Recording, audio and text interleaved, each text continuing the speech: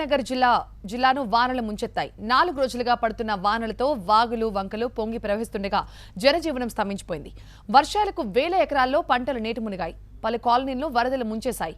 ఇళ్లలోకి వర్షం నీరు చేరడంతో ప్రజలకు కంటి మీద కునుకు లేకుండా పోయింది.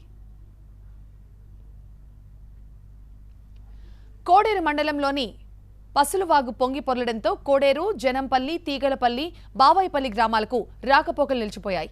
కొల్లాపూర్ మండలంలోని ముక్కిడిగుండం గ్రామానికి చెందిన పెద్దవాగు, ఉడుమలవాగుకు వరద ఉధృతి పెరిగింది.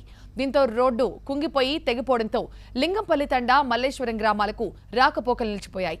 ముత్తిరెడ్డిపల్లి వాగు సమీపంలోని పొలాల్లో ఉన్న 2 ట్రాక్టర్లు వాగులో కొట్టుకుపోయాయి. నాగర్ కర్నూలు జిల్లా చెర్ల తిరుమలాపూర్ రోడ్డుపై నుంచి వాగు ఉధృతంగా ప్రవహిస్తోంది. లింగంపల్లి చెరువు ఉధృతంగా ప్రవహిస్తూ ఉండడం వల్ల కల్వకుర్తి, నాగర్ కర్నూలు మధ్య రాకపోకలు నిలిచిపోయాయి. కేసరి సముద్రం ప్రస్తుతం నిండుకుండలా మారింది. వరద నీటికి అలుగు పారుతూ ఉండడంతో అక్కడ చెట్ల పొదల్లో చిక్కుకున్న ఒక కుక్కను గమనించిన పోలీసులు దాన్ని కాపాడారు. ప్రొక్లైనర్ సాయంతో ఒక హోంగార్డ్ వాకులోకి దిగి కుక్కను బయటకు తీసుకొచ్చాడు.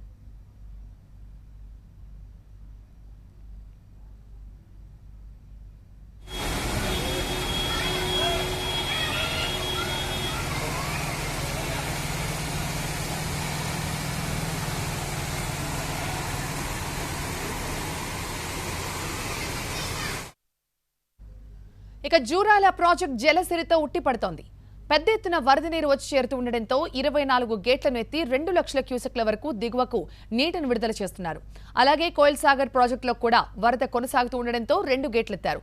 రామన్పాడు ప్రాజెక్టుకి చెందిన 9 గేట్లను కూడా ఎత్తి దిగువకు నీటిని విడుదల చేస్తున్నారు.